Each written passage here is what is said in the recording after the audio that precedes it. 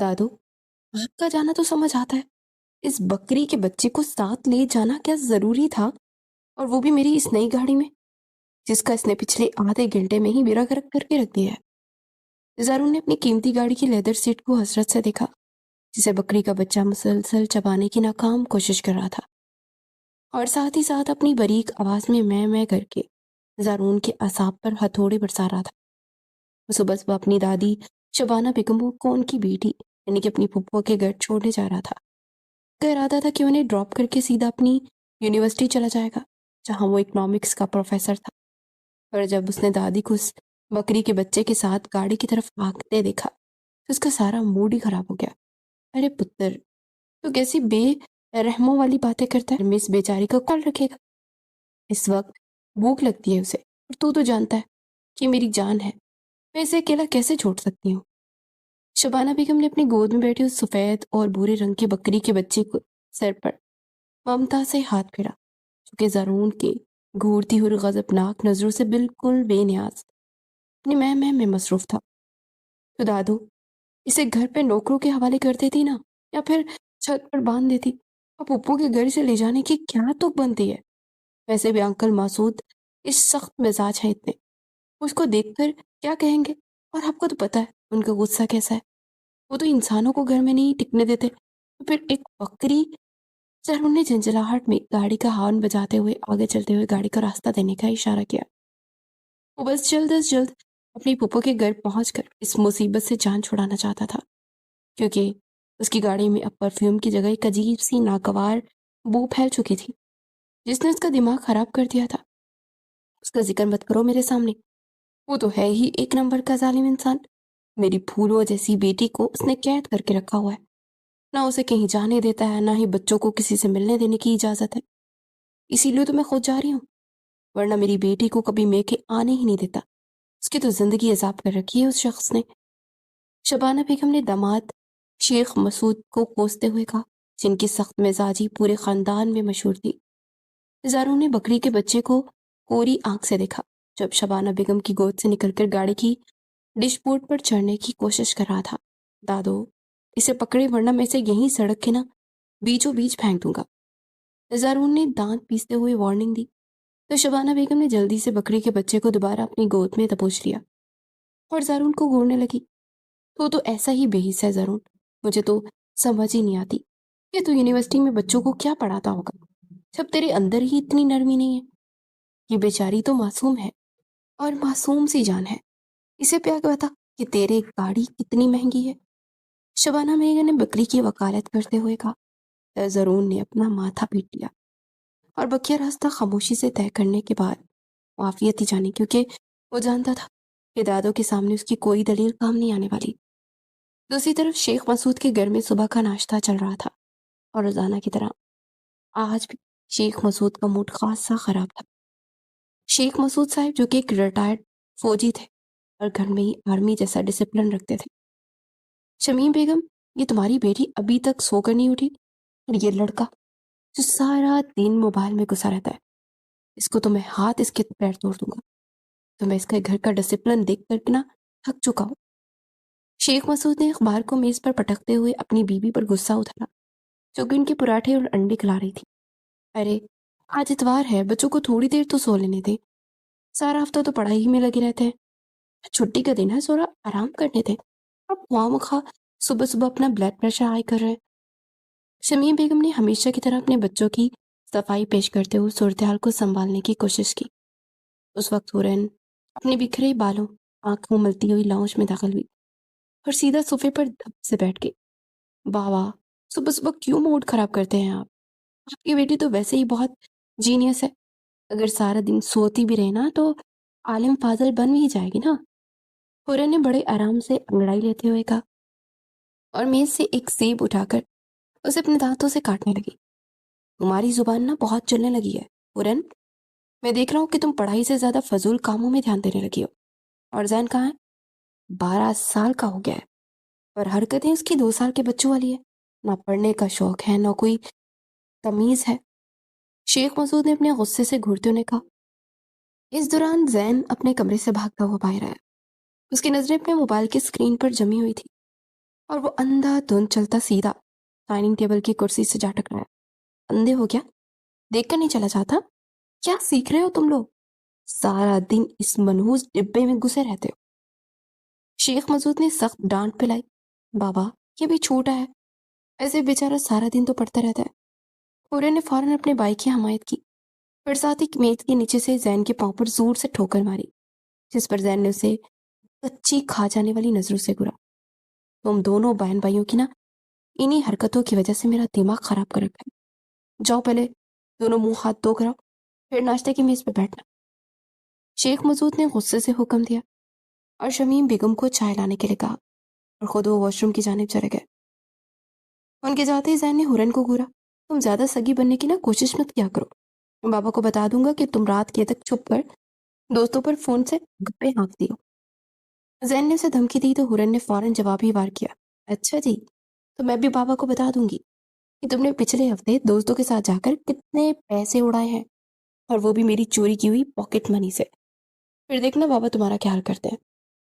दोनों बहन भाई एक दूसरे की को आंखें दिखा रहे थे कि बाबा की वापसी की आहट पर फौरन मासूम बनकर कुर्सियों पर सीधे होकर बैठ गए।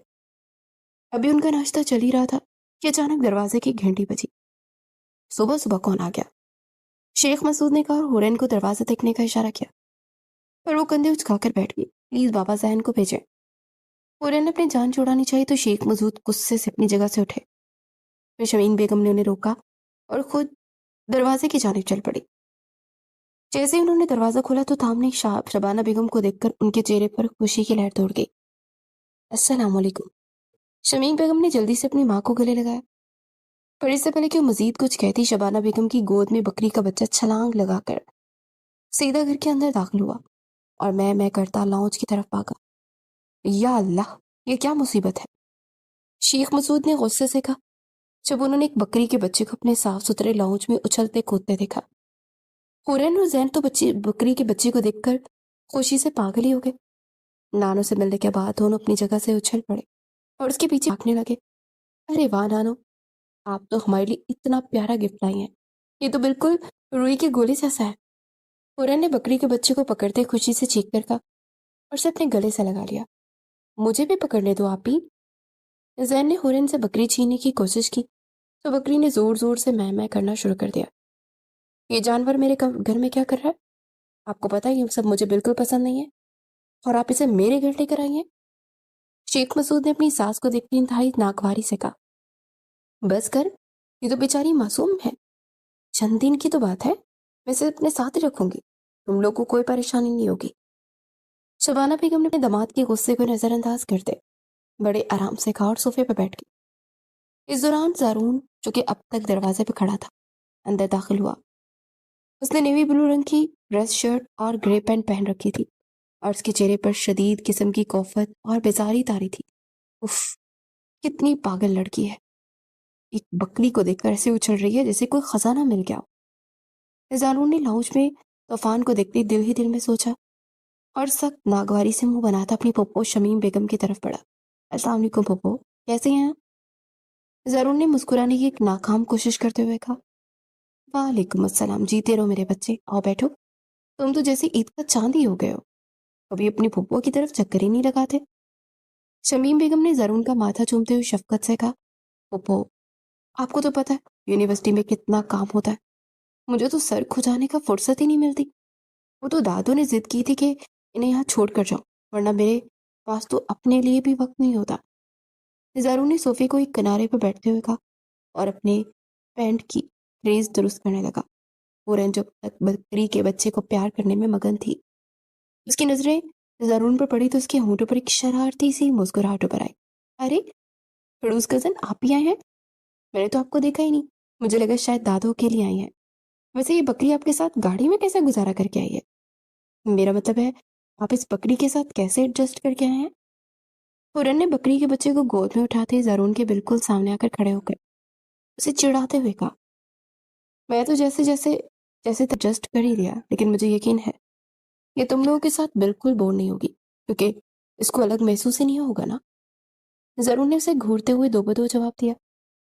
उसे हुरन का ये बेतकल्लुफ और शरारती अंदाज हमेशा से जहर लगता था। हाँ, क्योंकि जानवर تو ہوتے ہی بے زبان ہے اور وہ پیار کی زبان سمجھتے ہیں. اب جیسے سڑیل انسان سے تو انسان بھی دور بھاگتے ہیں. یہ تو بیچاری معصوم ہے. ہورن نے ذرا بھی مروب ہوئے بغیر اس کی بات کا جواب دیا اور منہ چڑھا کر زین کے ساتھ دوبارہ بکری سے کھیلتے ہوئے مصروف ہو گئے. زارون نے غصے سے اپنے دانت پیسے اور فیصلہ کیا کہ مزید ایک سیکنڈ بھی اس پاگل خانے میں نہیں رکے گا. دادو میں چلتا ہوں، مجھے کچھ بہت ضروری کام ہے اور کل کے لیکچر کی تیاری بھی کرنی ہے. میں آپ کو بعد میں پک کر لوں گا. زارون نے اپنی جگہ سے اٹھتے ہوئے کہا اور دروازے کی طرف مڑنے لگا. ارے رکو زارون بیٹا، ایسے کیسے جاؤ گے؟ ابھی تو آئے ہو اور اتنے دنوں بعد ہماری طرف تمہارا چکر لگا ہے. کھانا کھا کر جانا. شیخ مسعود نے اپنی مخصوص روبدار اور بھاری آواز میں کہا جس میں انکار کی کوئی گنجائش نہیں تھی. انکل مجھے واقعی بہت کام ہے، میں پھر کبھی رک جاؤں گا، آج تو مجھے جلدی جانا ہے. زارون نے نہایت شائستگی سے جان چھوڑانے کی کوشش کی. نہیں بیٹا، یہ نہیں ہو سکتا، یہ ہماری روایت نہیں ہے اور نہ ہی میں اس بات کی اجازت دے سکتا ہوں. تم آرام سے بیٹھو، کھانا بس تیار ہے. شیخ مسعود نے قطعی لہجے میں اپنا فیصلہ سنایا تو زارون کے پاس خاموش رہنے کے علاوہ کوئی چارہ نہ بچا.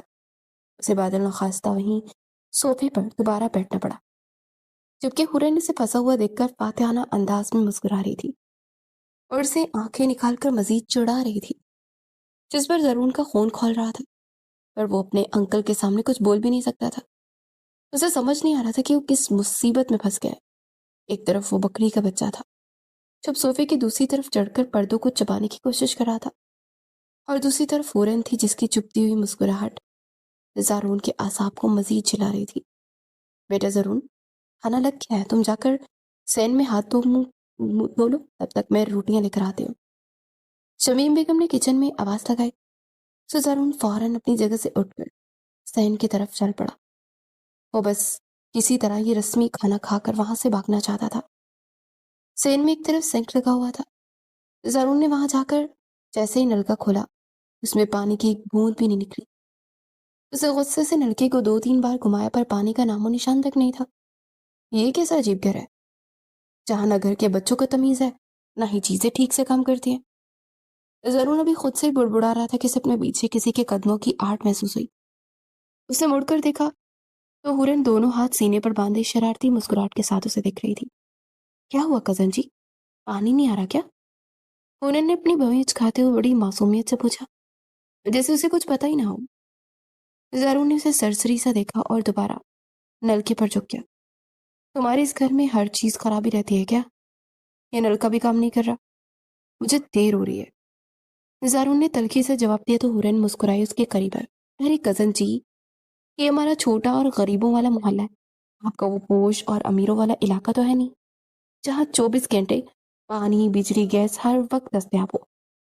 یہاں تو اکثر یہ ساری چیزیں غائب رہتی ہیں، اس لیے ہمیں تو عادت ہے. آپ جیسے نازک مزاج لوگ کو تھوڑی تکلیف تو برداشت کرنی ہی پڑے گی نا. ہورن نے طنز کی تیر چلاتے ہوئے زارون کے جبڑے تن گئے. مجھے تمہارے تانے سننے کی نا کوئی شوق نہیں ہے، یہ بتاؤ کہ پانی کہاں آتا ہے؟ زارون نے اپنے غصے سے بامشکل اٹھ پر قابو پاتے ہوئے کہا، لائیں میں آپ کی مدد کرتی ہوں، بس آپ کیا ہی یاد کریں گے. ہورن نے ایک قدم آگے بڑھا اور سنگ کے بالکل نیچے رکھے مین وال کی طرف ہاتھ بڑھایا، جو دراصل اس نے پہلے ہی شرارت میں بند کر دیا تھا کیونکہ وہ جانتی تھی کہ زارون ہاتھ تو نہیں آئے گا. اسے زارون کی طرف دیکھتے بڑی چلاکی سے مین وال کو پوری طاقت سے کھول دیا. پانی کا تیز دھاڑ بہاؤ پورے پریشر کے ساتھ پائپ سے نکلا اور سیدھا زارون کے نیوی بلو ڈریس شرٹ اور گرے پینٹ کر گرا. زارون ایک دم سے بوکھلا کر پیچھے ہٹا، مگر تب تک اس کا سارا لباس پانی سے بک چکا تھا. او سوری کزن، میں مین وال میں کچھ مسئلہ تھا نا، مجھے لگا شاید بند ہے، پر وہ تو کھلا نکلا. ہورن نے اپنے چہرے پر چھوٹی پریشانی سجاتے ہوئے کہا اور اس کی آنکھوں میں ناچتی ہوئی ہنسی صاف بتا رہی تھی کہ اس نے یہ سب جان بوجھ کر کیا ہے. زارون غصے سے لال پیلا ہو کر اس کی مٹھیاں بیچ چکی تھی اور وہ غصہ غضبناک نگاہوں سے ہورن کو دیکھ رہا تھا. تم سمجھتی کیا ہو خود کو؟ زارون نے اپنے بھیگے ہوئے کپڑوں کو جھٹکتے ہوئے دانت پیس کر کہا. اس کا دل کیا کہ ابھی اس لڑکی کا گلا دبا دے. میں نے کیا کیا؟ میں تو بیچاری آپ کی مدد کر رہی تھی، الٹا آپ مجھ پر ہی غصہ کر رہے ہیں. اب میں کیا کروں اگر آپ کو پانی میں سے اتنی ہی الرجی ہے؟ ہورن نے اپنے کندھے اچکائے اور ذرا بھی ڈرے بغیر اسے جواب دیا. زارون نے اس کی ڈٹائی دیکھ کر اپنا غصہ تھوک دیا، کیونکہ وہ جانتا تھا کہ اگر اس نے یہاں کوئی تماشا کیا تو اندر اس کے انکل مسعود بیٹھے تھے اور وہ کوئی سین کریٹ نہیں کرنا چاہتا تھا۔ اس لیے صبر کی گھونٹ پی کر آ گیا اور گیلے کپڑوں کے ساتھ ہی پیر پٹکتا ہوا اندر لاؤنج کی طرف چلا گیا، جبکہ ہورین اس کی پیٹھ پیچھے اپنی ہنسی دباتی دل ہی دل میں خوش ہو رہی تھی۔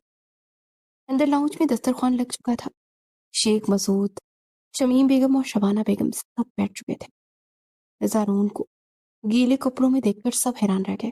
بیٹا کیا ہوا، تمہارے کپڑے کیسے بھیگ گئے؟ شمیم بیگم نے پریشانی سے پوچھا۔ کچھ نہیں پپو، وہ باہر نلکے میں شاید پانی کا پریشر زیادہ تھا تو غلطی سے مجھ پر گر گیا۔ زارون نے ہورین کو غسیلی نظروں سے دیکھتے ہوئے جھوٹ بولا، جو ابھی ابھی انتہائی معصوم شکل بنائے اندر داخل ہوئی تھی۔ چلو کوئی بات نہیں، تم بیٹھو، کھانا کھاؤ۔ شیخ مسعود نے اسے بیٹھنے کا اشارہ کیا۔ زارون نے خاموشی سے کھانا شروع کر دیا، پر گیلے کپڑوں کی وجہ سے اسے شدید الجھن ہو رہی تھی۔ اس نے جلدی جلدی چند نوالے لیے اور اٹھ کھڑا ہوا۔ انکل، میرا پیٹ بھر گیا ہے، مجھے واقعی نکلنا ہے ورنہ میرا اہم کام رہ جائے گا۔ زارون نے قطعی لہجے میں کہا تو شیخ مسعود نے اسے مزید نہیں روکا۔ زارون اپنی دادو کو خداحافظ کہہ کر تیزی سے گھر سے باہر نکلا اور اپنی گاڑی میں بیٹھتے اس نے اسٹرنگ پر زور سے ہاتھ مارا۔ اس بدتمیز لڑکی کو تو میں ضرور سبق سکھاؤں گا۔ زارون نے دل ہی دل میں عہد کیا اور گاڑی تیزی سے سڑک پر دوڑا دی۔ اگلی صبح شیخ مسعود کے گھر میں معمول کی چہل پہل تھی۔ ہورین اپنے کمرے میں تیار ہو رہی تھی۔ اس نے سیاہ رنگ کا ایک سادہ سا سوٹ پہن رکھا تھا اور بال ایک پونی ٹیل میں باندھے ہوئے تھے۔ وہ اپنے بیگ کندھے پر لٹکائے مسکراتی ہوئے لاؤنج میں آئی تو شمیم بیگم اسے دیکھ کر خوش ہو گئی۔ میری بچی آج کتنی پیاری لگ رہی ہے، اللہ تجھے نظر بد سے بچائے۔ شمیم بیگم نے اس کا ماتھا چومتے صدقہ اتارا۔ دادو، میں یونیورسٹی جا رہی ہوں۔ ہورین نے شبانہ بیگم کے پاس بیٹھ کر لاٹ سے کہا تو انہوں نے اسے ڈھیروں دعائیں دی۔ اس دوران ہورین کی نظریں ٹی وی ٹرالی کے پاس کی تو اس کی آسان خطا ہو گئے۔ وہ بکری کا بچہ جو شبانہ بیگم کل لائی تھی، وہ مزے سے ہورین کی اکنامکس کے رجسٹر کی اوراق چھپا رہا تھا، جسے ہورین رات کو پڑھنے کے بعد وہیں بھول گئی تھی۔ یا اللہ، میری اسائنمنٹ! ہورین تیزی سے بھاگی اور اسے بکری کے بچے سے رجسٹر کھینچنے کی کوشش کی۔ تب تک کافی صفحے وہ چبا چکی تھی اور باقی صفحات بھی بری طرح سے پھٹ چکے تھے۔ یہ کیا کر دیا؟ میں اتنی محنت سے یہ اسائنمنٹ بنائی تھی، اس نے سارا برگرگ کر دیا۔ ہورین نے پھٹے ہوئے رجسٹر کو دیکھ کر اپنا سر پیٹ لیا۔ وہ کھڑوس تو مجھے کچا چبا جائے گا، ویسے وہ مجھ سے کل والی بات پر خفا ہے تو پکا مجھے فیل کر دے گا۔ اسے دیر ہو رہی تھی۔ ہورین نے اپنے پھٹے ہوئے رجسٹر کے بیگ میں ڈالا اور سب کو خداحافظ کہہ کر یونیورسٹی کے لیے نکل گئی۔ یونیورسٹی میں اکنامکس کا وقت ہو چکا تھا اور تمام اسٹوڈنٹ خاموشی سے اپنی اپنی سیٹوں پر بیٹھے تھے، کیونکہ پروفیسر زرون شاہ کا شمار یونیورسٹی کے سب سے سخت اور اصول پسند استاذہ میں ہوتا تھا، جن کی کلاس میں پن ڈراپ سائلنس رہتا تھا۔ ہورین اپنی دوست سارا کے ساتھ پچھلی سیٹ پر بیٹھی تھی۔ اچانک کلاس روم کا دروازہ کھلا اور زرون اپنے مخصوص سنجیدہ اور روبدار انداز میں اندر داخل ہوا۔ اس نے بلیک کلر کا 3 پیس سوٹ پہن رکھا تھا۔ Good morning class!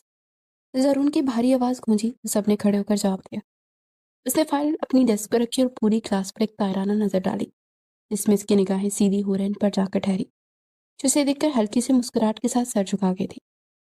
مجھے امید ہے کہ آپ سب نے اپنی اسائنمنٹ مکمل کر لی ہوگی جو میں نے پچھلے ہفتے دی تھی۔ باری باری سب پر اپنی اسائنمنٹ اپنی ڈیسک پر رکھ دے۔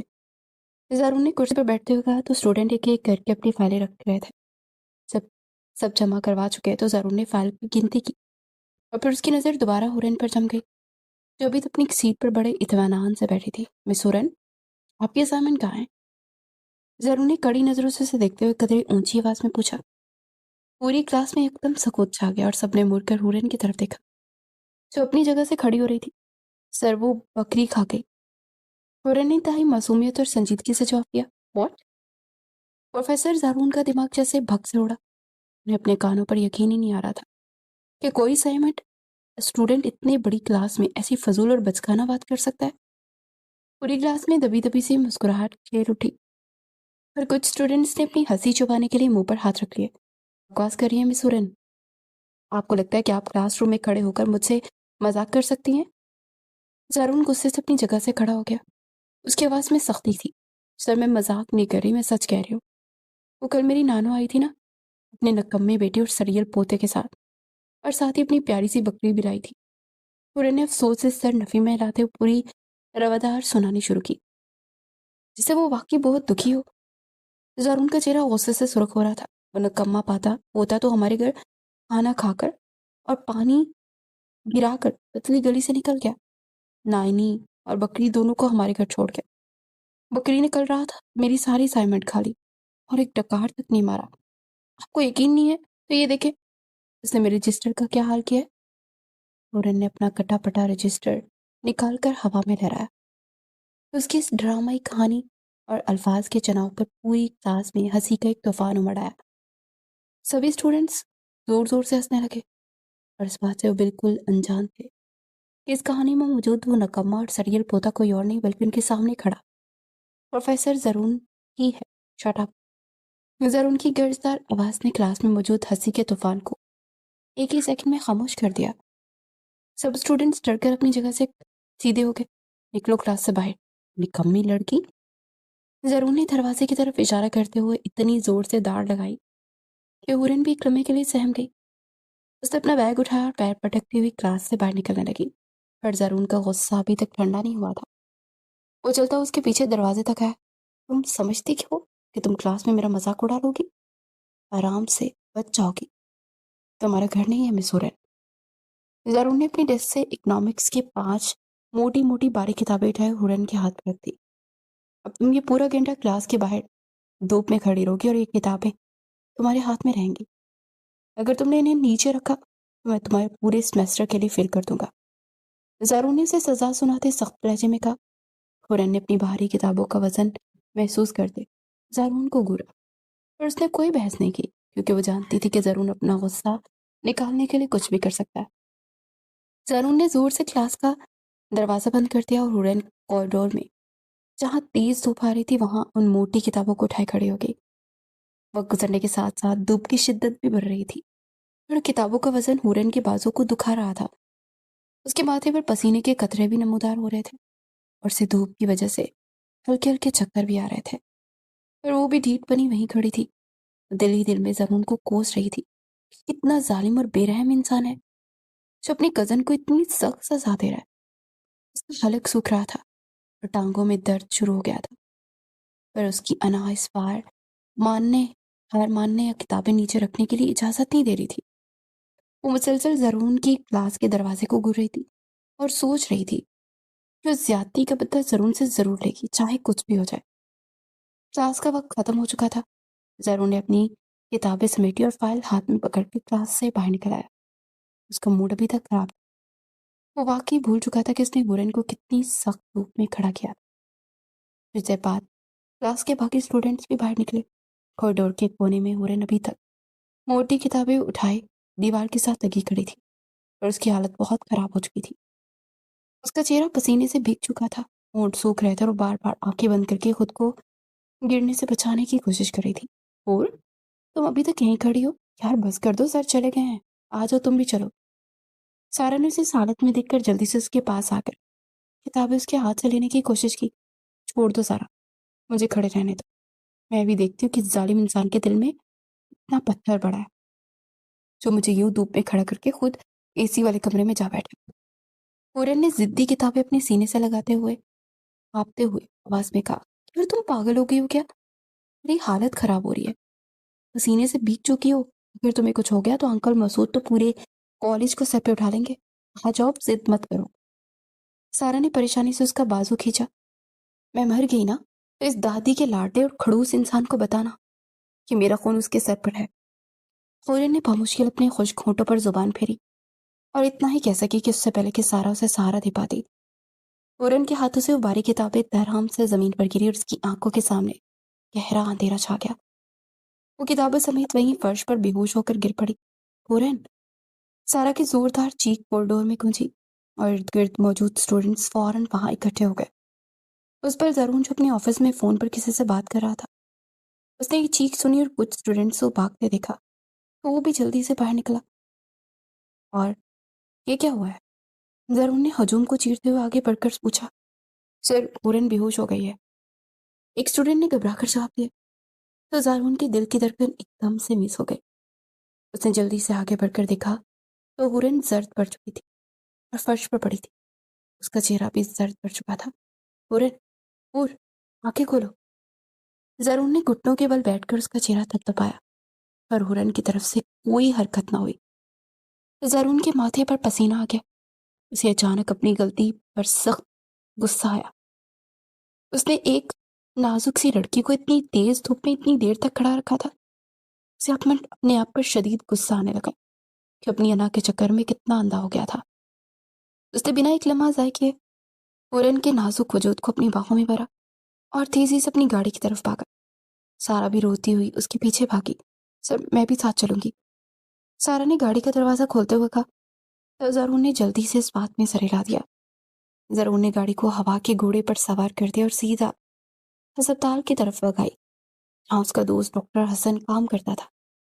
وہ راستے پر بار بار بیک ویو مرر سے ہورن کو پیلے پڑتے چہرے کو بھی دیکھ رہا تھا اور اندر اندر خود کو کوس بھی رہا تھا۔ وہ لڑکی جو کل صبح گھر میں بکری کے ساتھ کھیلتی ہوئی کتنی چہک رہی تھی، اب اس کی وجہ سے بے جان پڑی تھی۔ اسپتال پہنچتے ہی زرون نے ہورن کو گود میں اٹھا سیدھا ایمرجنسی کی طرف بھاگا۔ حسن، میری کزن بے ہوش ہو گئی، اسے جلدی سے چیک کرو۔ زرون نے اپنے دوست کو دیکھتے ہوئے پریشانی سے کہا۔ زرون کی وجہ سے ہورن کو فوراً اسپیشل ٹریٹمنٹ دیا گیا۔ حسن نے اسے ایک پرائیویٹ روم میں شفٹ کروایا اور اس کا چیک اپ شروع کیا۔ کیا ہوا ہے؟ اسے حسن یہ ٹھیک تو ہے نا؟ زرون جو کمرے کے باہر بے چینی سے چکر کاٹ رہا تھا، حسن کے باہر آج فوراً پھر گھبرانے کی کوئی بات نہیں ہے، بس ہیٹ اسٹروک اور شدید ڈی ہائیڈریشن کی وجہ سے بلڈ پریشر لو ہو گیا تھا۔ میں نے ڈرپ لگا دیے، کچھ دیر میں ہوش آ جائے گا۔ اور اب یہ ہوا کیسے تھا؟ اور حسن نے الجھ کر زارون کو دیکھا۔ زارون نے شدید شرمندگی سے نظریں چرا لی۔ بس ایک چھوٹی سی سزا تھی، میں نے کلاس میں، زارون نے ہچکچاتے ہوئے کہا تو حسن نے اسے گورا۔ یار، تم یونیورسٹی میں پڑھاتے ہو یا جیل کے قیدیوں کو پڑھاتے ہو؟ اتنی سخت سزا، ذرا خیال کیا کرو۔ حسن نے اسے ڈانٹا اور اپنے کام پر چلا گیا، جبکہ زرون کا اسے پوری طرح سے کچوکے لگا رہا تھا۔ کچھ دیر بعد ہورن کو ہوش آ گیا۔ اسے دھیرے سے آنکھیں کھولی تو خود کو اسپتال کے کمرے میں پایا۔ اس کے ہاتھ پہ ڈرپ لگی ہوئی تھی۔ سارا اس کے پاس بیٹھی تھی۔ ہورن، تم ٹھیک ہو یار؟ تم نے تو مجھے ڈرا ہی دیا تھا۔ سارا نے اس کا ہاتھ پکڑ کر کہا، میں ٹھیک ہوں، مجھے بس تھوڑی سی کمزوری لگ رہی ہے۔ ہورن نے کمزور آواز میں کہا۔ اسی وقت کمرے کا دروازہ کھلا اور زرون اندر داخل ہوا۔ ہورن کی نظر جیسے اس پر پڑی تو اس نے فوراً اپنا منہ دوسری طرف پھیر لیا اور ناراضگی سے اپنی آنکھیں بند کر لی۔ زارون نے اس کی یہ شدید ناراضگی محسوس کی، پر وہ خاموشی سے چلتا اس کے بیڈ کے پاس آ کر کھڑا ہو گیا۔ کیسی طبیعت ہے تمہاری؟ زارون نے دھیمے لہجے میں پوچھا، چونکہ اس کی مخصوص اکھڑ انداز میں بالکل مختلف تھا۔ ہورن نے کوئی جواب نہیں دیا، ویسے ہی منہ پھیرے لیٹی رہی۔ مجھے بہت افسوس ہے ہورن، میں مانتا ہوں کہ مجھ سے غلطی ہوئی ہے، مجھے تمہیں اتنی سخت دھوپ میں کھڑا کر کے بھول نہیں جانا چاہیے تھا۔ زرون نے اپنی انا کو ایک طرف رکھتے پہلی بار اس سے معافی مانگی تو ہورن نے حیرت اور غصے سے آنکھیں کھول کر اسے دیکھا۔ آپ کو افسوس ہے؟ اب تو چاہتے تھے کہ میں وہیں دھوپ میں کھڑی کھڑی مر جاؤں تاکہ آپ کی انا کی تسکین ہو سکے۔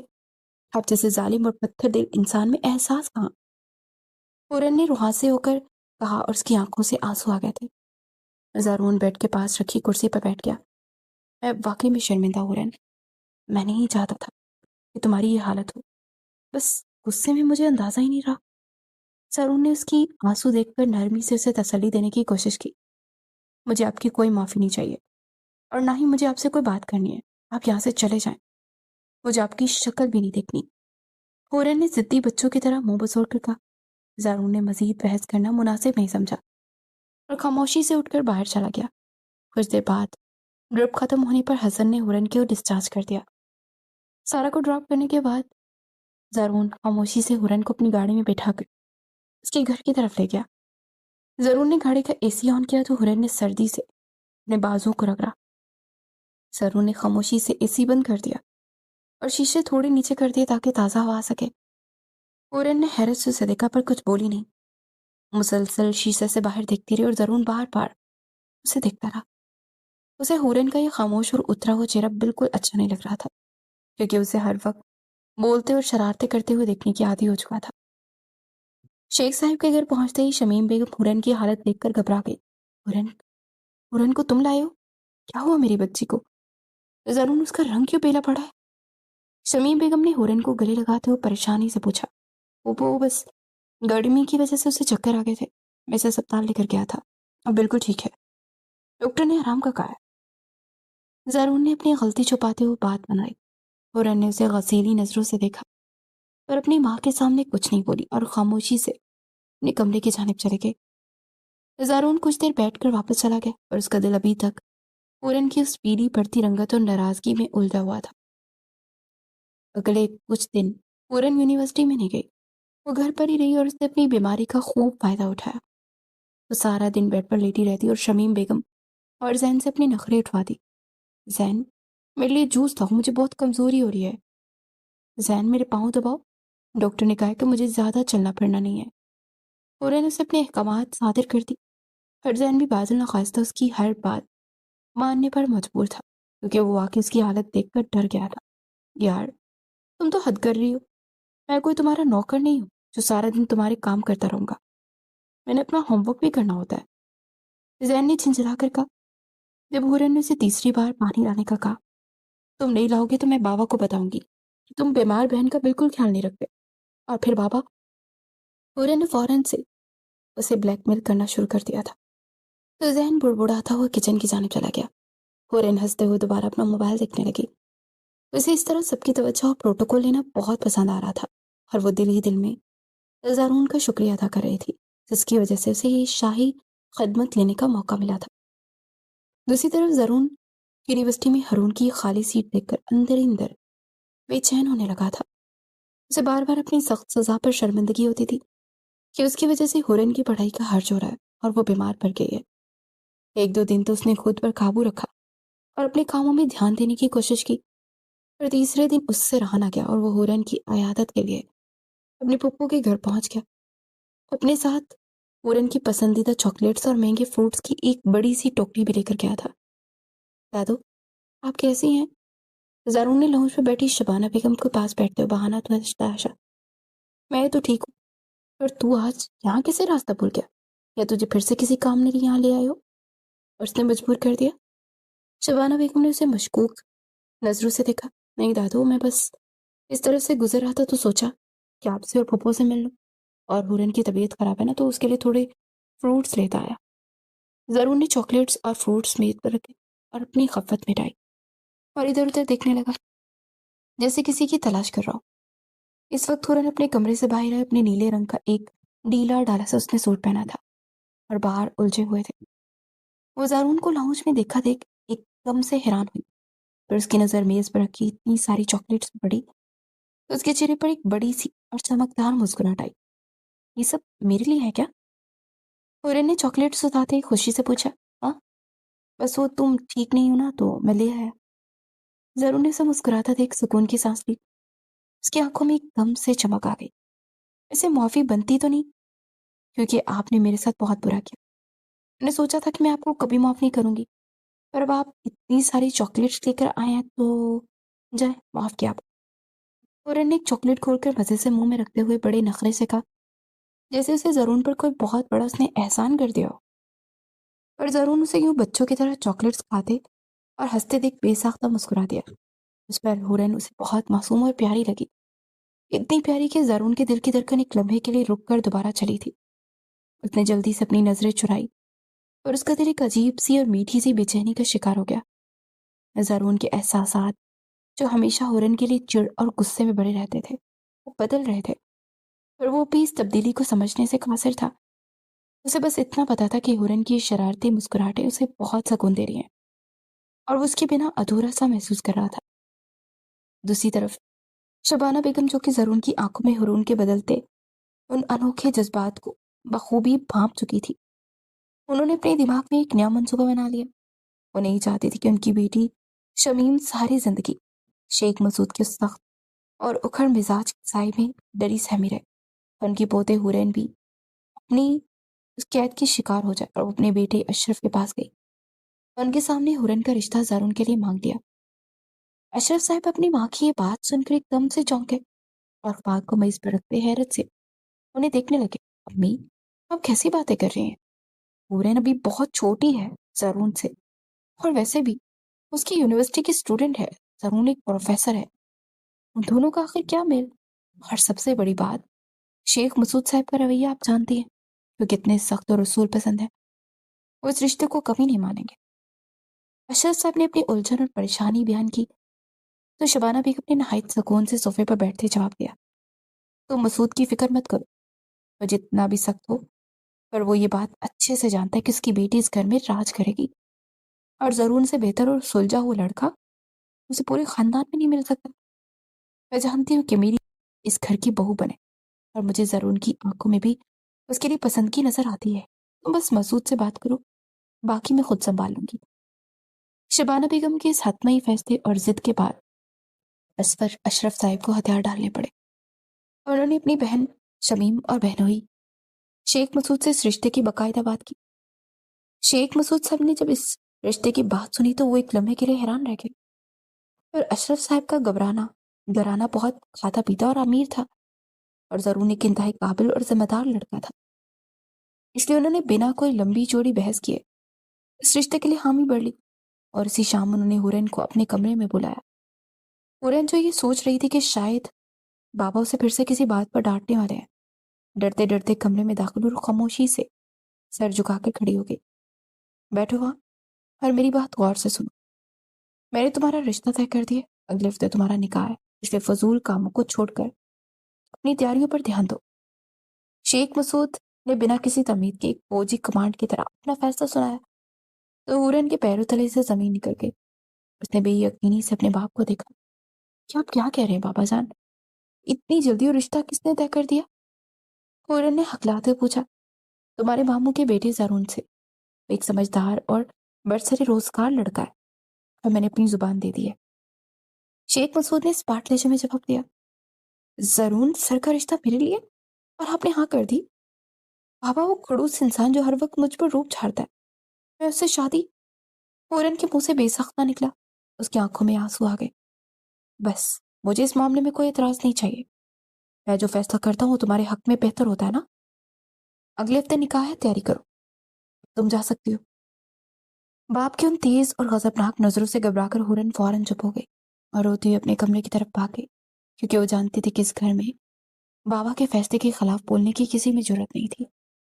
हुरन अपने कमरे में जाकर बेड पर गिर पड़ी और फूट फूट कर रोने लगी। उसे तो यकीन नहीं आ रहा था कि उसका निकाह इतनी जल्दी रोबी जालिम प्रोफेसर से होने वाला है।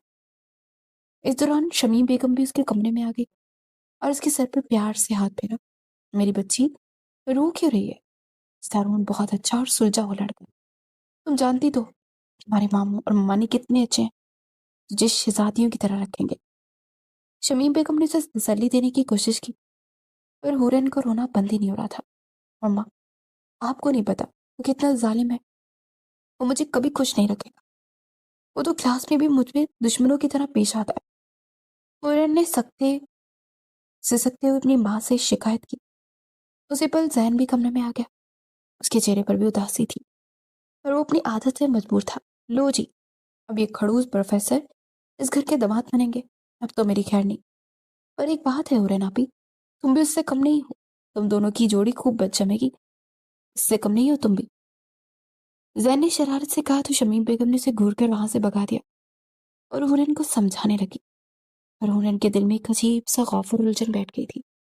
दूसरी तरफ जरून भी इस रिश्ते के तय होने पर कश्मकश में घिर गया था। अपने घर में शीशे के सामने खड़ा खुद को दिख रहा था और सोच रहा था कि हुरैन उससे उम्र में कितनी छोटी है, वो उसकी स्टूडेंट भी है। क्या उसके साथ एक नॉर्मल जिंदगी गुजार पाएगा? क्या उसकी शरारतों और बचपने को बर्दाश्त कर पाएगा? पर जब भी वो उससे इनकार करने का सोचता, उसका दिल तड़प उठता, क्योंकि वो खुद भी यही चाहता था कि हुरैन भी उसकी जिंदगी में आ जाए। वो अपनी अनकही मोहब्बत से अनजान था, इसलिए उसने भी अपने वालिदैन के इस फैसले पर खामोशी से इख्तियार कर लिया और निकाह की तैयारियों में लग गया। एक हफ्ते का वक्त बढ़ लगाकर उड़ गया और मीर हवेली शरफ साहब के बड़े से घर में शादी की भरपूर तैयारियां अरूज पर थी। हुरैन के मामू और ममानी ने अपनी इकलौती बांजी और होने वाली बहू के लिए पैसों की बारिश कर दी थी। पूरे घर को बड़की कमकमों और गेंदे के फूलों से सजाया गया था। हुरैन की ममानी ने उसके लिए बेहद खूबसूरत और कीमती सुर्ख रंग का अरूसी जोड़ा भी तैयार करवाया था। हर चीज को बड़े एहतमाम के साथ तरतीब दिया गया था। हुरैन अपने कमरे में तैयार बैठी थी और उसने सुर्ख जोड़ा पहन रखा था। वो भारी ज्वेलरी में वाकई हुस्न का पैकर लग रही थी, पर उसका दिल अभी भी डरा हुआ था। सारा भी उसके पास बैठी उसे छेड़ रही थी, यार हूर, मुझे तब तक यकीन नहीं आ रहा तू वाकई जरून सर की बीवी बनेगी। ऐसे अब तो क्लास में भी सर तुझे कुछ नहीं कह सकेंगे ना। सारा ने मुस्कुराते हुए कहा तो हुरन ने उसे घूरा। सारा, मेरा दिल वैसे ही घबरा रहा है, पता नहीं वो मेरे साथ क्या सलूक करे। मुझे तो अब भी लगता है कि ये सब कोई डरावना ख्वाब है। हुरन ने अपने ठंडे होते हाथों को आपस में रगड़ते हुए कहा। बाहर लाउंज में मेहमानों का रश था। दोनों घरानों के करीबी रिश्तेदार, दोस्त, अहबाब जमा थे। जरून ने सफेद रंग की शानदार शेरवानी पहन रखी थी और वो बिलाकर हैंडसम लग रहा था। उसके चेहरे पर मुस्कुराहट थी और वो अपने दोस्त हसन के साथ बैठा काजी साहब का इंतजार कर रहा था। थोड़ी देर में काजी साहब आ गए और सब लोग लाउंज में सोफा पर बैठ गए। एक तरफ अशरफ साहब और जरून के घर वाले थे और दूसरी तरफ शेख मसूद अपने मखसूस अकड़ और रोबदार अंदाज में बैठे थे। काजी साहब ने खुतबा निकाह शुरू किया और पहले उस पर फार्म पर तफसीलात भी पढ़ना शुरू की। जी तो शेख साहब, हकमर कितना लिखना है? काजी साहब ने शेख मसूद की तरफ देखते हुए पूछा। अशरफ साहब ने मुस्कुराते हुए कहा, काजी साहब, जो शरई हक महर है वही लिखते हैं, हमने तो कोई डिमांड नहीं की। पर इससे पहले कि काजी साहब कुछ लिखते, शेख मसूद ने अपना गला खनकारा और इंतहाई सर्द और कथाई लहजे में कहा, हक महर 1 करोड़ रुपए लिखे। काजी साहब, शेख मसूद की इस अचानक और होश रुबा बात पर पूरे लाहौज में एकदम से सन्नाटा छा गया। जरून जो अब तक सुकून बैठा था, उसने हैरत से सर उठाकर अपने अंकल को देखा। अशरफ साहब के चेहरे पर मुस्कुराहट गायब हो गई और उनके माथे पर सिलवटें पड़ गई। भाई साहब, ये आप क्या कह रहे हैं? 1 करोड़ हक में है? ऐसा तो हमारा कोई फैसला नहीं हुआ था और ना ही हमारी इस बारे में कोई बात हुई थी। अशरफ साहब ने अपने गुस्से को दबाते शाइस्तगी से पूछा। हमारी बात नहीं हुई थी, पर मेरी बेटी की कोई मामूली हैसियत नहीं है। मैं अपनी बेटी को ऐसे ही किसी के हवाले नहीं कर दूंगा। हक महर 1 करोड़ ही लिखा जाएगा, वरना ये निकाह नहीं होगा। शेख मसूद ने अपनी हठधर्मी पर कायम रहते हुए पूरे मजमे के सामने अपने आप फंदा खड़ा कर दिया था। अशवर साहब को ये बात बहुत बुरी लगी कि उनके अपने बहनों ने इतने लोगों के सामने उनकी बेइज्जती की और उन पर एतबार करने के बजाय पैसों की डिमांड की। जो भी हो मसूद भाई, हमने हक महर का कोई ऐसा वादा नहीं किया था। हम मुअज़्ज़ज़ घराने के लोग हैं, रिश्तों को पैसों से नहीं तोड़ते। अशरफ साहब ने सख्ती से जवाब दिया। तो शेख मसूद अपनी जगह से खड़े हो गए। ठीक है, अगर आपके लिए मेरी बेटी की कदर है तो फिर ये निकाह नहीं हो सकता, आप लोग जा सकते हैं। शेख मसूद की इस बात पर पूरे घर में क़यामत बर्पा हो गई। मेहमानों में चामुकइयाँ शुरू हो गई। लोग एक दूसरे के कानों में सरगोशियां करने लगे और जरून के घर वालों के चेहरों पर शदीद खफत और गुस्सा आ गया। जरून को अपने बाप की इस तरह बड़ी महफिल में बेइज्जती बर्दाश्त नहीं हो रही थी। उसकी मुट्ठियां भींच गई और उसकी आंखों में शदीद गुस्सा उमड़ आया। अंकल, अभी ठीक नहीं कर रहे, आप रिश्तों का मजाक बना रहे हैं। जरून ने अपनी जगह पर खड़े अपने गुस्से पर काबू पाते हुए कहा, ठीक है, अगर शेख साहब को हमारी इज्जत का कोई ख्याल नहीं तो हम भी ये निकाह नहीं करेंगे। हम अभी अब बारात वापस ले जाते हैं। अशरफ साहब ने भी फैसला सुना दिया था। अंदर कमरे में बैठी हुरैन ने जब ये सारा शोर और हंगामा सुना तो उसका दिल दहल गया। सारा ने बाहर जाकर देखा और वापस आकर हुरैन को सारी बात बताई तो हुरैन की आंखों में आंसू भर आए। उसने अपने बाप की जिद और हठधर्मी पर शदीद उसे रोना आ रहा था। लोग क्या कहेंगे कि ऐन निकाह के वक्त पैसों की वजह से बारात वापस चली गई। हुरैन का दिल बेबस और शर्मिंदगी से कट रहा था। वो जानते थे उसके बाबा कभी नहीं झुकेंगे और उसकी जिंदगी हमेशा के लिए एक मजाक बनकर रह जाएगी। बाहर लाहौज में सूरत-ए-हाल कशीदा हो चुकी थी। अशरफ साहब और जरून के घर वाले दरवाजे की तरफ बढ़ रहे थे। मेहमानों के चेहरे पर तंजिया मुस्कुराहटें थी और कुछ लोग खुल्लम खुल्ला शेख मसूद की इस हरकत का मजाक उड़ा रहे थे। अचानक जरून के कदम रुके और उसने मुड़कर शेख मसूद को देखा जो अभी तक अपनी अकड़ में खड़े थे। जरून का दिल हुरन के लिए तड़प उठा। वो जानता था कि इस सब में हुरन का कोई कसूर नहीं और अगर आज बारात वापस चलेगी तो उसे उस मासूम लड़की की पूरी जिंदगी तबाह हो जाएगी। लोग इसे ताने देंगे और वो अपने ही घर में कैदी होकर रह जाएगी। जरून अपने गुस्से और अन्ना को एक तरफ रखते वापस काजी साहब के पास आए। ठीक है काजी साहब, आप हक महर 1 करोड़ रुपए ही लिखें। जरून की इस बुलंद और पुरअज़्म आवाज ने लाउंज में एक बार फिर सुनाटा सुना दिया। अशरफ साहब ने हैरत और गुस्से से अपने बेटे को देखा। तुम पागल हो गए हो जरून? तुम देख रहे हो कि ये शख्स हमारी इज्जत उछाल रहा है और तुम इसकी शर्त मान रहे हो?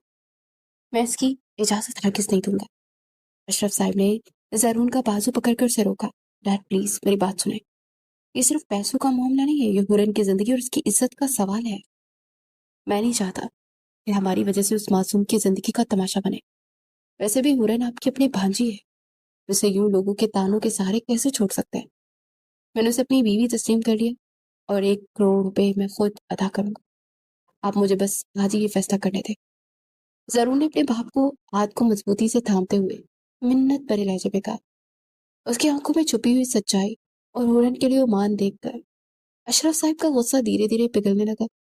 وہ اپنے بیٹے کے اس پختہ ارادے اور بڑی سوچ پر خاموش ہو گئے. ٹھیک ہے بیٹا، اگر تم یہی چاہتے ہو تو مجھے کوئی اعتراض نہیں ہے، اشرف صاحب نے ہار مانتے ہوئے کہا. تو ضرور نے شیخ مسعود کی طرف دیکھا جن کے چہرے پر اب گہری مسکراہٹ تھی. دیکھیے قاضی صاحب، 1 کروڑ روپے. ضرور نے قاضی صاحب کو اشارہ کیا اور اپنی جگہ پر بیٹھ گیا. اندر کمرے میں ہورن نے جب ضرور کا یہ فیصلہ سنا تو اس کے آنسو لڑی کی طرح بہہ نکلے. اسے یقین نہیں آ رہا تھا کہ جس شخص کو ظالم اور کھڑوس سمجھتی تھی اس نے آج بڑی محفل میں اس کی عزت بچا لی تھی اور اتنی بڑی قربانی دی تھی. اپنے باپ کے سامنے اس کے لیے سٹینڈ لیا تھا.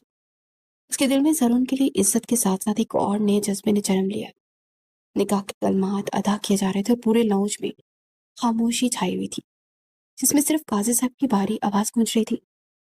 ہورن کے کمرے میں اس کی روتی ہوئی آواز میں 3 بار قبول ہے سننے کے بعد جب قاضی صاحب نے زارون سے پوچھا تو اس نے بنا کسی ہچکچاہٹ کے اور عزم اور گرجدار آواز میں قبول ہے کہا.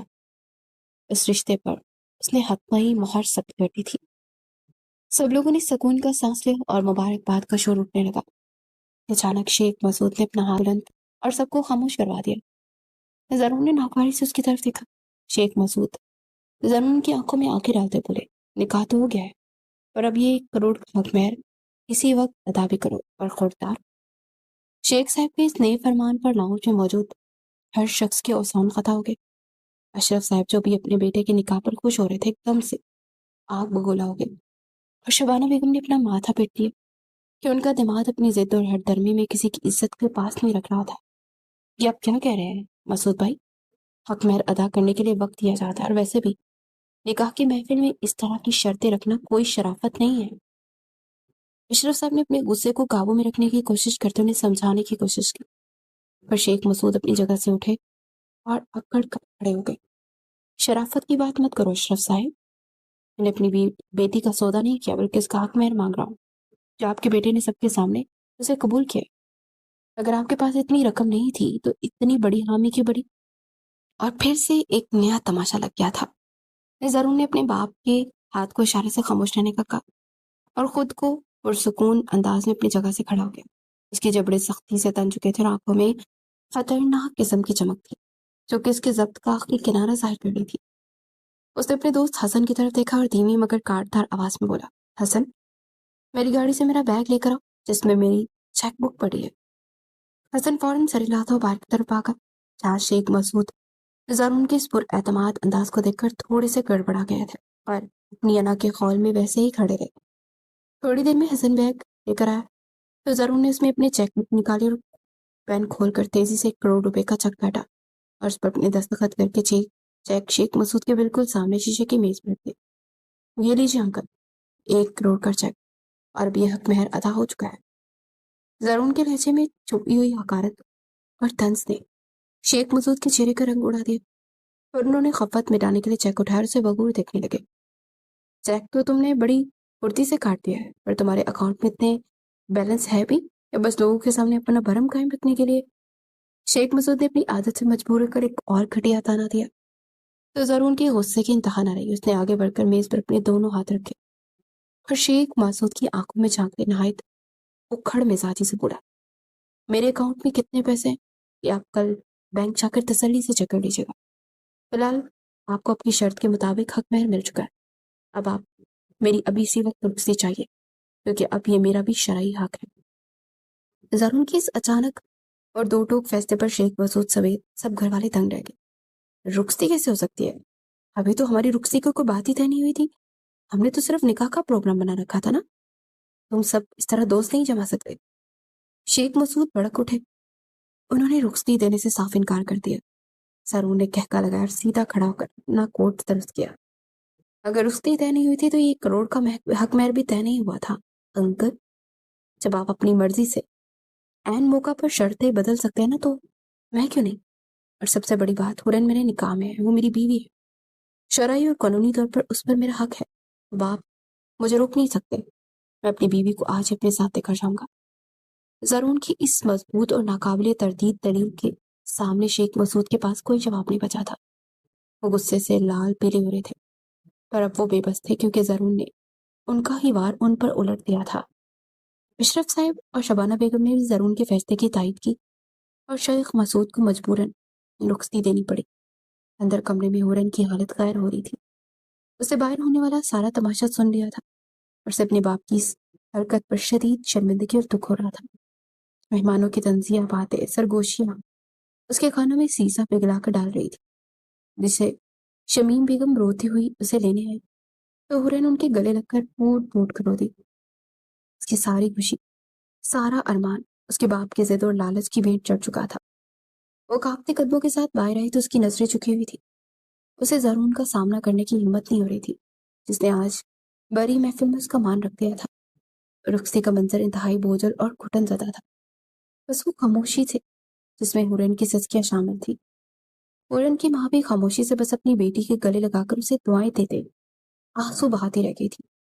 زین تو سارے معاملے میں بس خاموش تماشائی بنا کھڑا تھا، یہاں تک کہ رو بھی نہیں رہا تھا۔ جب ہورن نے اسے گلے لگایا تو زرون خاموشی سے چلتا اس کے پاس اور بنا کچھ کہ اس کا ہاتھ تھام کر گاڑی کی طرف لے گیا۔ گاڑی کے اندر بھی خاموشی چھائی رہی۔ ہورن مسلسل رو رہی تھی اور زرون سختی سے اسٹرنگ تھامے سامنے دکھ رہا تھا۔ اس کے چہرے پر ابھی تک غصہ اور تھکن کے آثار واضح تھے۔ زرون کے گھر آمد پر بھی ماحول کچھ زیادہ خوشگوار نہیں تھا۔ اشرف صاحب اور باقی گھر والے بھی شیخ مسعود کی حرکت پر خاصے خفا تھے اور ان کا موڈ بری طرح سے آف تھا۔ شبانہ بیگم نے آگے بڑھ کر ہورین کا ماتھا چوما اور اسے تسلی دی، اور وہ جانتی تھی کہ اس بچے کے دل پر کیا گزر رہی ہے۔ ہورین کو جب زرون کے کمرے میں بٹھایا گیا تو وہ مزید ڈر گئی اور اس کا دل تیزی سے دھڑکنے لگا۔ کمرہ کسی بھی روایتی دلہے کے کمرے جیسا نہیں تھا، بلکہ ایک عام سا مردانہ کمرہ تھا، جس میں کتابوں کی الماری، ایک لیپ ٹاپ، ٹیبل اور ایک سادہ سا بیڈ تھا۔ ہورین اپنے بھاری عروسی جوڑے میں سمٹی ہوئی بیڈ کے کنارے پر بیٹھ گئی۔ اس کی آنکھوں سے مسلسل آنسو بہ رہے تھے اور وہ سوچ رہی تھی کہ ضرور اب اسے تانے دے گا، اس کی زندگی عذاب کر دے گا۔ وقت گزرتا جا رہا تھا اور ضرور کمرے میں نہیں آیا۔ ہورن کی گھبراہٹ میں اضافہ ہو رہا تھا۔ رات کے 2 بج چکے تھے جب کمرے کا دروازہ کھلا اور ضرور اندر داخل ہوا۔ اس نے اپنا کوٹ اتار کر کرسی پہ پھینکا اور ٹائی کے ناٹ کو ڈھیلا کرتے ہوئے انداز بیڈ کی طرف بڑھا۔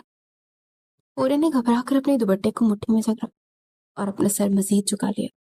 ضرور خاموشی سے اس کے سامنے آ کر کھڑا ہوا اور اپنی جیب سے ایک چھوٹی سی مخملی ڈبی نکال کر اس نے وہ ڈبیا ہورن کے سامنے بستر پر پھینکی۔ یہ لو، رکھ لو، یہ تمہاری منہ دکھائی ہے، ورنہ کل کو تمہارے بابا نے اس پر بھی مقدمہ ڈال دینا ہے کہ میری بیٹی کو منہ دکھائی میں کچھ نہیں دیا۔ کم از کم اب انہیں تسلی رہے گی نا کہ میں نے 1 کروڑ کے ساتھ یہ ہیرے کی انگوٹھی بھی دی ہے۔ زرون کا لہجہ انتہائی تلخ تھا، اس کے الفاظ کسی تیز دھار خنجر کی طرح ہورن کے دل کے پار ہو گئے۔ ہورن جو پہلے اپنے باپ کی حرکت پر شرمندہ اور ٹوٹی ہوئی تھی، زارون کے اس تانے پر خود کو مزید قابو نہ رکھ سکے اور بلک بلک گئی۔ اس کے رونے کی آواز اتنی دردناک اور کربناک تھی کہ زارون کا سارا غصہ ایک لمحے میں شانت ہو گیا۔ اسے ہورن کو یوں بے بس اور ٹوٹا ہوا دیکھا تو اس کی اپنی غلطی کا اسے احساس ہوا، جو کسی کا غصہ اس معصوم لڑکی پر نکال رہا تھا جس کا اسے سب میں سے کوئی قصور بھی نہیں تھا۔ زارون بیڈ پر ہورن کے بالکل قریب بیٹھ گیا۔ اس نے اپنے دونوں ہاتھوں سے ہورن کے آنسو سے تر چہرے کو اوپر اٹھایا، اس کی روئی ہوئی آنکھوں میں جھانکا۔ روئی کیوں؟ میں نے تو بس حقیقت بیان کی ہے، اس میں رونے والی کیا بات ہے؟ زارون نے نرمی سے اس کے آنسو صاف کیے اور پوچھا۔ ہورن نے سسکتے اس کے ہاتھ اپنے چہرے سے ہٹائے اور روحان سی آواز میں کہا، سب بابا کا کیا دھرا ہے، آپ مجھ سے کیوں خفا ہو رہے ہیں؟ میں نے تو آپ سے کوئی پیسے نہیں مانگے تھے، مجھے نہیں چاہیے آپ کا 1 کروڑ اور نہ ہی یہ منہ دکھائی کی انگوٹھی چاہیے۔ میں تو بس اتنی سی امید لے کر آئی تھی کہ آپ مجھے میری عزت اور مقام دیں گے، پر آپ بھی مجھے پیسے کے ترازو میں تول رہے ہیں۔ اگر آپ کو اتنی تکلیف تھی تو آپ یہ نکاح ہی کیوں کیا؟ مجھے وہیں چھوڑ دیتے۔ جانتے ہیں، شاید میرے باپ نے بس یہ سب اپنی تسلی کے لیے کیا، کیونکہ وہ اپنی محبت کو بھی اپنے روپ میں تولتے ہیں، لیکن جو آپ نے کیا اس کے مجھے لگا میں واقعی میری زندگی میں کوئی میرے لیے نہیں ہے جو مجھے سمجھے۔ ہورن کی سچی اور کھڑی بات پر سرون کے دل کے اندر تک اسے ہلا گئی تھی۔ اس لڑکی کی خودداری اور معصومیت پر حیران رہ گیا تھا، جس نے اتنی بڑی رقم پر ہیرے کی انگوٹھی کو ٹھکرا کر صرف عزت اور محبت کی طلب کی تھی۔ ہورن کے ان چند الفاظ نے زرون کے دل میں وہ مقام بنا دیا جو شاید سالوں کی رفاقت میں نہ وہ بنا پاتی۔ مجھے معاف کر دو ہورن، میں جانتا ہوں اس سب میں تمہارا کوئی قصور نہیں، میں بس انکل کی وجہ سے بہت ہارٹ تھا اور وہ سارا غصہ میں نے انجانے میں تم پر اتار دیا۔ زرون نے ندامت سے اس کا ہاتھ اپنے ہاتھ میں لیتے ہوئے کہا، اس کی آنکھوں کو نرمی سے چوما۔ میں نے یہ نکاح پیسوں یا کسی مجبوری کے تحت نہیں کیا، بلکہ اس لیے کیا کیونکہ میں تمہیں دل سے اپنی زندگی میں شامل کرنا چاہتا تھا۔ تم میری ضد نہیں، میری چاہت ہو، اور آج کے بعد اس کروڑ کا ذکر ہمارے بیچ نہیں آئے گا، یہ میرا تم سے وعدہ ہے۔ زرون کے اس چاشنی بڑے الفاظ نے ہورن کے دل کے سارے خوف ہر وسوسے دور کر دیے۔ اس کی آنکھوں سے بہتے آنسو تھم گئے اور اس نے بڑے مان کے ساتھ زرون کو دیکھا۔ زرون نے مسکراہٹ سے اپنی طرف کھینچا اور اسے اپنی باہوں کی مضبوط حصار میں چھپا لیا۔ ہورن کا سر اس کے سینے پر تھا اور وہ زرون کے دل کی تیز دھڑکنیں سن سکتی تھی۔ زرون نے اس کے ماتھے پر اپنے لبوں کی مہر ثبت کی تو ہورن کے پورے وجود میں ایک میٹھی سی سنسناہٹ دوڑ گئی۔ اس رات ان کے بیچ کے سارے گلے شکوے دور ہو گئے اور اس سادہ سے کمرے میں ایک انوکھی سی حدت اور محبت نے ڈیرے ڈال لیے، جہاں صرف دو دلوں کی دھڑکنیں اور ان کی قربت کی خاموش زبان تھی جو ایک دوسرے کو اپنے حصار میں قید کر رہی تھی۔ اگلی صبح کھڑکی سے چھن کر آنے والی سورج کی کرنیں کمرے کو روشن کر رہی تھی۔ ہورن بیڈ پر گہری نیند سو رہی تھی کہ اچانک اس کے کان کے بالکل قریب ایک زوردار اور جانی پہچانی آواز گونجی۔ میں ہورن نے ایک دم سے گھبرا کر اپنی جگہ سے اٹھی۔ اس کی نیند اڑ گئی۔ اس نے ڈرتے ڈرتے ادھر ادھر دیکھا تو اس کے بالکل سامنے بیڈ کے کنارے پر وہی سفید اور بھورے رنگ کی بکری کا بچہ کھڑا تھا۔ ہورن نے بکری کو دیکھا تو اس کے منہ سے ایک سخت چیخ نکلی۔ اس نے پیچھے کی طرف جمپ لگائی۔ یہ کیا ہے زرون سر؟ ہورن نے بوکھلا کر اپنے بال درست کرتے ہوئے پوچھا۔ اسی پل زرون کا زوردار قہقہ گونجا۔ اس نے ہاتھ سے کافی کے 2 مگ پکڑے ہوئے تھے اور وہ ہورن کی اس بوکھلاہٹ پر بے اختیار ہنس دیا۔ زرون چلتا ہوا بیڈ کے قریب آیا اور اس نے کافی کا مگ سائڈ ٹیبل پر رکھتے شرارت بھری نظروں سے ہورن کو دیکھا۔ کیا مطلب یہ کیا ہے؟ یہ دادو کا خاص تحفہ ہے جو انہوں نے کل رات ہی مجھے دیا تھا تاکہ میں اسے تمہارے پاس لا سکوں۔ یہ ہے تمہاری اصلی اور روایتی منہ دکھائی۔ زرون نے مسکراتے ہوئے بکری کے بچے کو سر پر ہاتھ پھیرا تو ہورن نے حیرت اور خفگی سے اسے دیکھا۔ اور میں اس منہ دکھائی کا کیا کروں گی؟ ہورن نے منہ بناتے ہوئے کہا تو زرون نے آگے بڑھ کر اس کا چہرہ اپنے ہاتھوں میں لیا اور اس کی آنکھوں میں جھانکتے بے پناہ محبت سے بولا، تم اس منہ دکھائی کو سنبھال کے رکھنا کیونکہ اس کی وجہ سے تم میرے دل میں اتر گئی ہو۔ زرون کی ان محبت بھرے الفاظ اور شرارتی انداز نے ہورن کے چہرے پر ایک خوبصورت سی سرخی بکھیر دی۔ اس نے مسکراتے ہوئے اپنا چہرہ زرون کے سینے میں چھپا لیا جبکہ بکری کا بچہ اب بھی میں کرتا ان کی اس خوبصورت صبح کا گواہ بن رہا تھا۔